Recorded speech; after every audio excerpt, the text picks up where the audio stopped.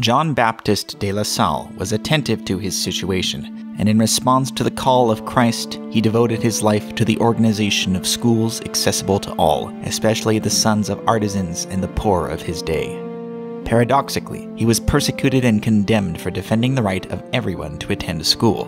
Throughout his work, he opened up a new perspective in the understanding of childhood and of the dignity of the teaching vocation and the important role of schools in the construction of society. The Brothers of the Christian Schools continued his legacy in France before and after the Revolution.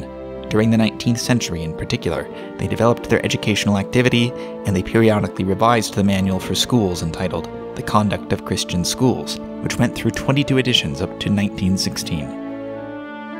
Throughout the 19th century, education was a central topic of political debate. This was especially the case in France, where the development of socialism, liberalism, and democracy meant that politicians were creating an iron opposition to the Christian school. By a series of laws, they contrived to exclude religious men and women from acting as teachers in state schools, which were free and obligatory. As a result, the brothers who had been defenders of gratuity and universal access to education found themselves obliged to create schools that were privately financed. This did not restrict the creativity of their approach to schools, and they moved into all areas of education, including work in higher education. Their publications were a model for the world of education. The start of the 20th century was a time of great change in the Institute.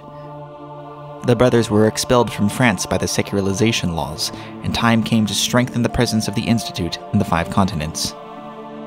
Consequently, the brothers were in demand from all quarters because of the quality of their provision of Christian education. This was often endorsed by their participation in the universal exhibitions, such as the one in Paris in 1900.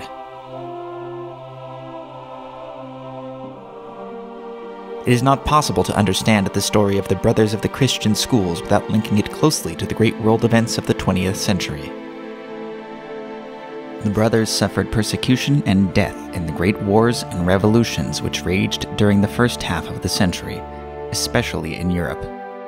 After the Second World War in 1945, the brothers began to realize that the world had changed, and that both religious life and their own raison d'etre as Christian educators needed to adapt to the new times.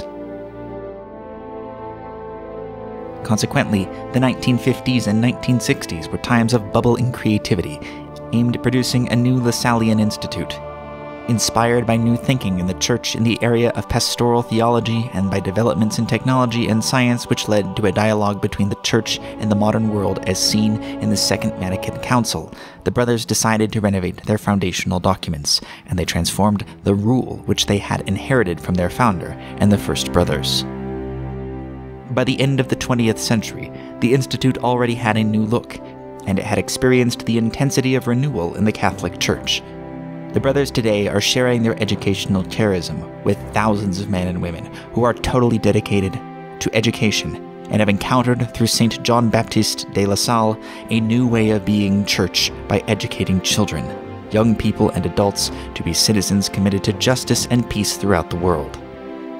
The Sallean education today is still a powerful instrument of human development, and it is capable of developing bonds of fraternity wherever it is found. Jean-Baptiste de La Salle never dreamt that his small commitment to a community of teachers would be transforming the lives of more than 1 million students in more than 80 countries in the year in which we commemorate the tercentenary of his going to the house of the Father.